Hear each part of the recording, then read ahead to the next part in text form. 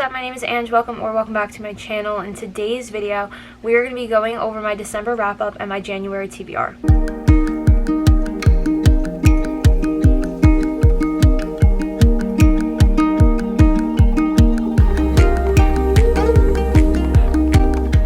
Honestly, December was so crazy and is such a blur because I was doing Vlogmas and everything like that. I feel like I wasn't able to read as much, and I didn't completely love all of the books that I read this month, and all the books are honestly all over the place. Starting off in the month of December, I read Windy City number 3, which was Caught Up by Liz Tomford.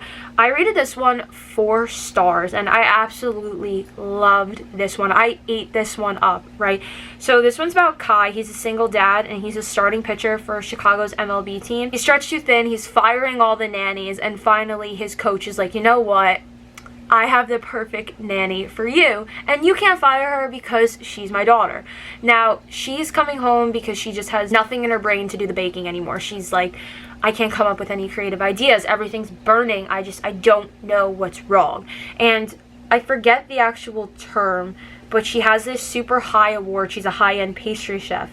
Oh yeah, she recently won the most prestigious award in her industry, and she's desperate to prove that she deserves it. With this title comes new pressure, and she can't create a fresh and inspiring dessert to save her life. So with only 2 months to get back on track, she should be focusing in the kitchen, but instead she let her dad talk her into using the time off to nanny for his star player's kid. He forgot how to have fun. He's in total dad mode. The minute he found out he was going to be a dad, he was going to completely drop out and retire, and he was just over it. I normally don't like children in books, but Max was just a different story, and the relationship that she had with him was amazing as like a nanny perspective. But the reason I don't normally like kids in books is because I don't like how quick people are to show their children to their significant other and stuff like that. This one was so different, one because it was a nanny, but because they addressed that topic, and I thought it was just so good. I loved Miller. I thought she was so strong. I thought she was great. I loved the ending and his declaration of love. I'm passing out. It was so good. Ready? I'm gonna read you the highlight, and if you didn't read this, don't listen, because you have to read this for the first time yourself, not listen to me say it. Miller, he says, making sure my attention is on him. If you ever decide to stop running and make a home, his eyes are begging, pleading, make it with me. I thought it was so good. When I read that, I was like, highlight on my Kindle. I loved it. It was so good. I love that series, but that one was probably my favorite out of it. And again, I gave it 4 stars. I don't know if I was teetering between 4 and 4.5, but it wasn't a 5 for me. But wow, that book was so good, and it really started the month off strong. Next, I read In the Holidays by Christina Lauren. If you did see, I made a reading vlog of this one for Vlogmas. I don't remember what day it was. I rated this one 3 stars. This one is One Christmas Wish, Two Brothers, and Lifetime of Hope are on the line. Honestly, I don't remember this book that much. It was just a cute, quick read. This is when she's reliving the Christmas over and over again, or really that week. Living with her parents, she hates her going to her job, and she's just made a huge romantic error. This is the last Christmas that she's going to be spending in this home that they go to every year with their parents' friends. It's like this whole thing. They always go there with this other family. It's the last Christmas that she'll ever be in her favorite place, so mentally she's melting down. She's driving away from the cabin for the final time, and she throws out what she thinks is a simple plea to the universe: please show me what will make me happy. Then she's living this over and over again until finally what will make her happy happens. Now, I don't remember this book that much. All I remember is that I rated this one 3 stars. I did read like a good portion of it, and then in that reading vlog I finished like the majority of it. So I did read this one in one day. If you want more of my thoughts on that book, go and head on over to my reading vlog that I did of this one. I thought it was cute. It was a really good holiday read, and I did enjoy it, but again, didn't change my life, but it was cute. Next, I finished up the Field Party series by Abby Glines by reading The Last Field Party. This one is the epilogue novel to all of the books, so this one includes all of the couples. I rated this one 3 stars. I thought it was really nice to be able to see all the couples years later. It is 5 years into the future, and something that I really did like about this book was that you were expecting to go into all these chapters with all the couples and have them be like living these perfect, amazing lives. I love that some of the couples broke up within that amount of time and now it's getting them back, or they're having troubles, or this is happening, or no, they're not even together anymore, and things like that. I liked seeing that. I liked seeing that they messed up, or oh, I thought this one cheated on me, or oh, this one did this. Like, I liked that because I was expecting to be like, okay, let's just read a few sections, like section 1, this is this couple and they're living this perfect life, they're married, they have kids, whatever. And then it was like, no, they're not even together anymore. I was like, what? And that's what I really liked about this book, because it felt more real. I liked that the couples were all different. They were all in different sections of their lives and they were all going through different things. I thought that this one was a good conclusion to that whole series. I feel complete after reading this, and I really did like that. I'm sad that the series is over. They were all very cute palette cleanser reads for me. I read them throughout the year, but it's crazy to see them go. But I was happy with the epilogue novel that Abby Glines did give us. I read A Curse for True Love by my favorite Stephanie Garber. This was the conclusion of Evangeline and Jax. I gave this one 5 stars. Honestly, are we expecting anything else? This was just the continuation, and I don't want to spoil it too much if you have not read them, but if you have not read Once Upon a Broken Heart trilogy, can you go read it like right now? Because Stephanie Garber, you killed that one. That one was so amazing. Literally, my thing on Goodreads is I could barely put this book down. It was amazing. I love this. Jax is the love of my life. I was like, chef's kiss. I got the Barnes & Noble exclusive edition, and Stephanie Garber, dude, I have a bone to pick with you, because I'm getting to the back, right?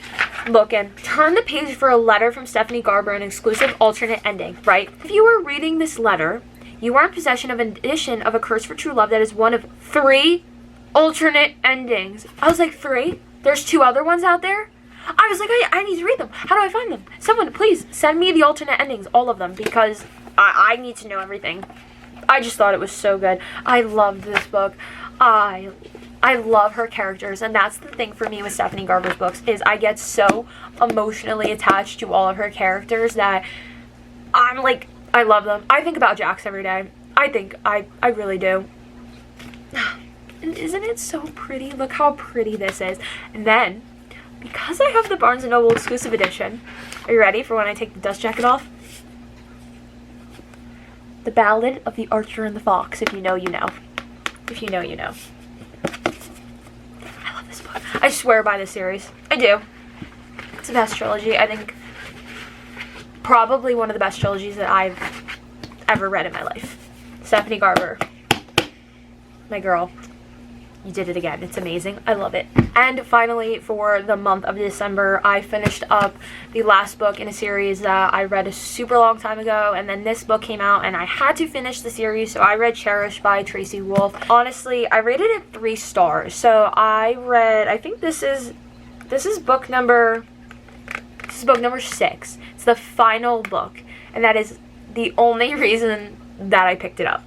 I rated it 3 stars, and I rated it 3 stars simply for the fact that, like, it was okay. It wasn't bad. It wasn't great to me. It was just okay. I thought it was very, very unnecessary. It was like just a continuation of Grace and her friend group, and I just thought that this book was completely unnecessary. I thought that it could have finished with the last book, but it didn't. So we got this one, and still, even at the conclusion of it, like, I was happy to see an actual conclusion, but it could have just ended with the last one. I don't know.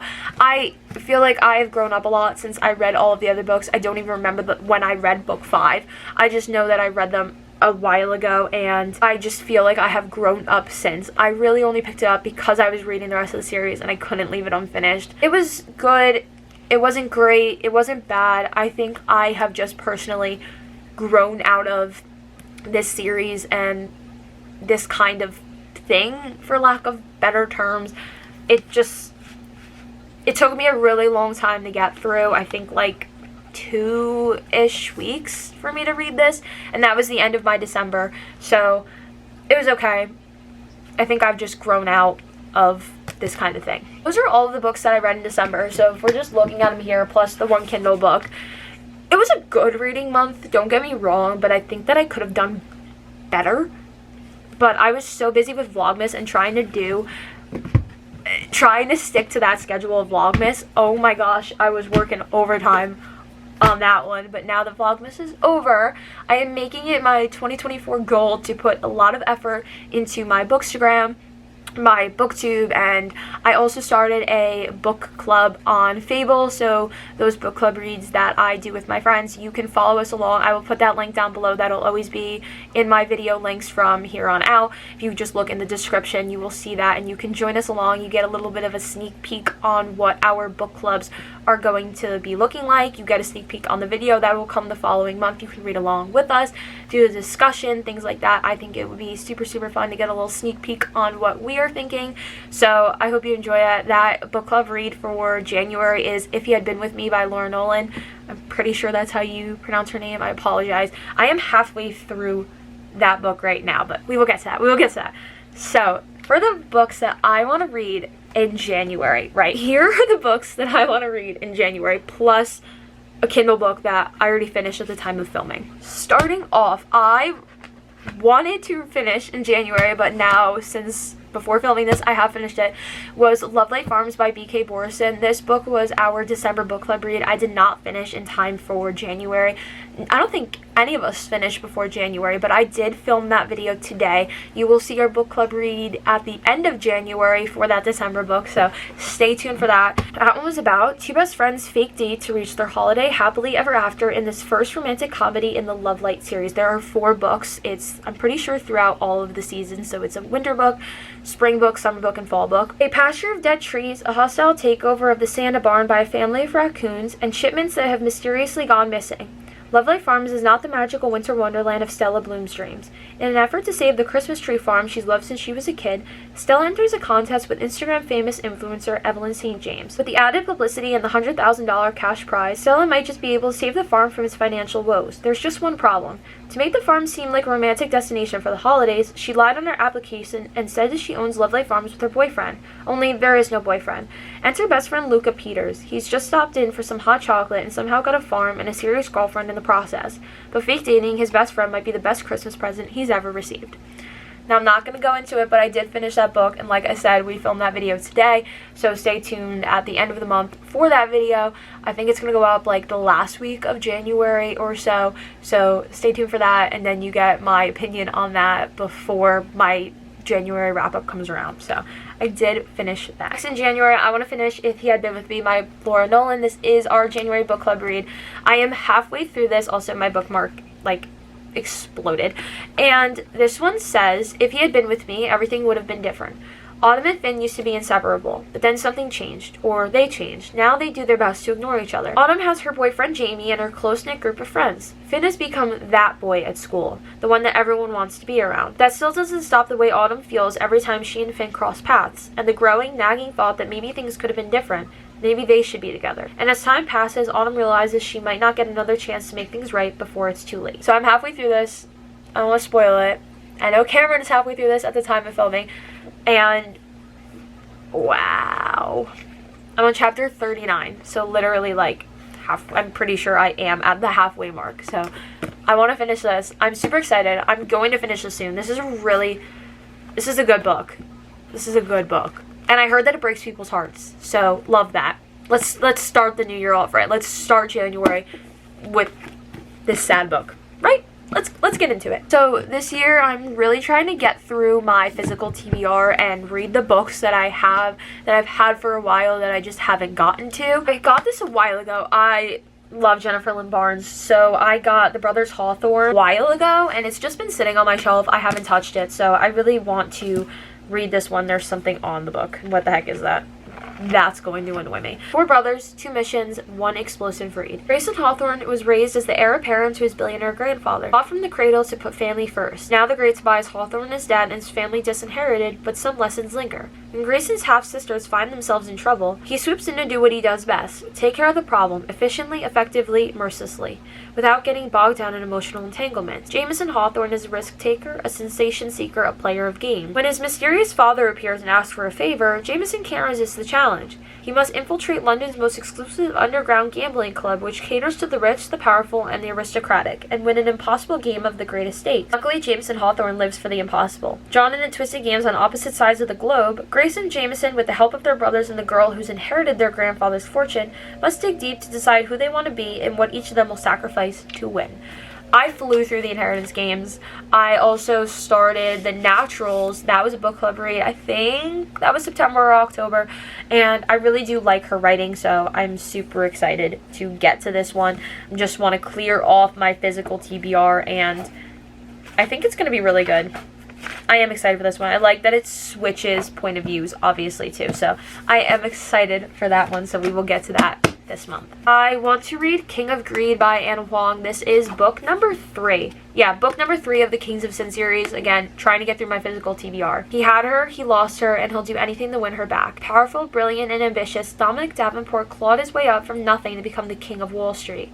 He has everything, a beautiful home, a beautiful wife, and more money than he could spend in a lifetime. But no matter how much he accumulates, he's never satisfied. In his endless quest for more, he drives away the only person who saw him as enough. It isn't until she's gone that he realizes there may be more to life than riches and glory, but by then, it may be too late. Kind, intelligent, and thoughtful, Alessandra Davenport has played the role of trophy wife for years. She stood by her husband while he built an empire, but now that they've reached the top, she realizes he's no longer the man she fell for. When it becomes clear that she'll come second to his work, she finally takes charge of her life and puts herself first, even if it means leaving the only man she's ever loved. But what she didn't count on was his refusal to let her go, or for him to fight for their marriage no matter what it takes. Second Chance, I feel like this book is going to be so good. I love this Twisted series, and this might be an unpopular opinion, but I really didn't like the first 2 books of Kings of Sin. I just feel like they weren't as good as the Twisted series was, and I feel like that was such a letdown because I went into the first 2 books with such high expectations that I was really upset that they didn't live up to that. But I feel like this one is going to be really good. I am excited to read a second chance romance. I feel like I don't read too many of them, so I am super excited to get into this one. I think it's going to be good. So next, Stephanie Garber. You're killing it. I want to read Legendary by Stephanie Garber. This is book 2 in the Caraval series. That was our That was our November book club read. See, I get all mixed up because we read it during one month and then we film it the next month and then I post it. It's a whole thing. I'm getting all messed up. Anyway, I want to read Legendary. I was waiting for us to film that video to pick this one up, and then December was a wreck. So I'm back and I'm going to continue on the series because wow, was it so good. This one, if you have not read the first book, please skip to the next one because I don't want to spoil anything for you. This one says, a heart to protect, a debt to repay, a game to win. After being swept up in the magical world of Caraval, Donatella Dragna has escaped her father and saved her sister, Scarlet, from a disastrous deranged marriage. The girls should be celebrating, but Tella isn't yet free. She made a desperate bargain with a mysterious criminal, and what Tella owes him, no one has ever been able to deliver.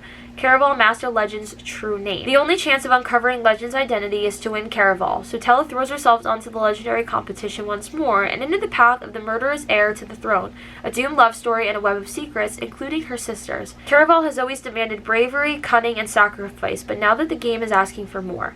If Tella can't fulfill her bargain and deliver Legend's name, she'll lose everything she cares about, maybe even her life. But if she wins, Legend and Caraval will be destroyed forever. Welcome to Caraval. The games have only just begun. I flew through Caraval. It was amazing. I haven't loved a book that much in so long. I am so excited to continue on. And I do have finale too, so I think the minute I finish this, I'm really hoping to get to it this month. I will probably pick up finale if I love this one as much as I love Caraval. I'm really hoping for the best. I am iffy on this one, and I'm putting this in here because I'm hoping that I can get some opinions. I got the entire Throne of Glass series for Christmas. That is my goal this year, is to read the whole Throne of Glass series, just like last year. I got all of the Dick to Calloway sister books, and my goal was to read all of them, which I did end up doing. This year, I chose that series, so I'm unsure on how I am supposed to read it. Please give me your opinions. However, I then saw something. I did read ACOTAR. I finished ACOTAR a while ago. Are you supposed to read Crescent City before you read Throne of Glass or not? Because I'm hearing yes, I'm hearing no. I have both of these books. I know that the third one comes out at the end of January, so I'm waiting for some opinions to see if I'm going to pick this one up or not and actually read it in January, or if I should read Throne of Glass first. But if I am supposed to read Crescent City first, I'm going to be reading House of Earth and Blood by Sarah J. Maas. Bound by Blood, Tempted by Desire, Unleashed by Destiny. Half fae, half human, Bryce Quinlan loves her life. Every night is a party, and Bryce is going to savor all the pleasures Lunatheon, also known as Crescent City, has to offer. But then a brutal murder shakes the very foundations of the city, and Bryce's world comes crashing down. 2 years later, Bryce still haunts the city's most notorious nightclub, seeking only oblivion now, trying to put the past behind her. When the murderer attacks again and an infamous fallen angel, Hunt Athalar, is assigned to watch her every footstep, Bryce knows she can't forget any longer. As Bryce and Hunt fight to unravel the mystery, the threads they tug ripple through the underbelly of the city, across wearying continents, and down to the deepest levels of hell, where things that have been sleeping for millennia are beginning to stir. Just let me know if I'm supposed to read this one before or after Throne of Glass. I want to get the most out of that series as I can. I'm going to tandem read. I'm going to do literally the whole thing. So, please just let me know if I'm supposed to read this now, or if I read this after Throne of Glass to get the best read possible. So those are all of the books that I really want to get to in January. I'm hoping for the best, and all the books that I did read in December. So let me know again about Crescent City, please. I am looking for the best read that I can throughout that series. I don't want to spoil things or anything, and I'm trying to go into it, the Throne of Glass series, as blind as possible so that I can enjoy it as much. I avoid spoilers like it's the plague. I literally try so hard, so I'm gonna read that series this year. I just need to know if I'm supposed to read this first or not, or after, or whatever. Just please give me your opinions and why you think that. If it's a personal thing, or if Sarah J. Maas wants you to read this before. Like, I need to know. I need to do research, and I'm scared to do research because I don't want to spoil anything. But long story short, I just really need to know if I'm supposed to read this now or later. Long story short, that is the end of this video. Thank you so much for watching. I really appreciate it, and I will see you all next time. Bye!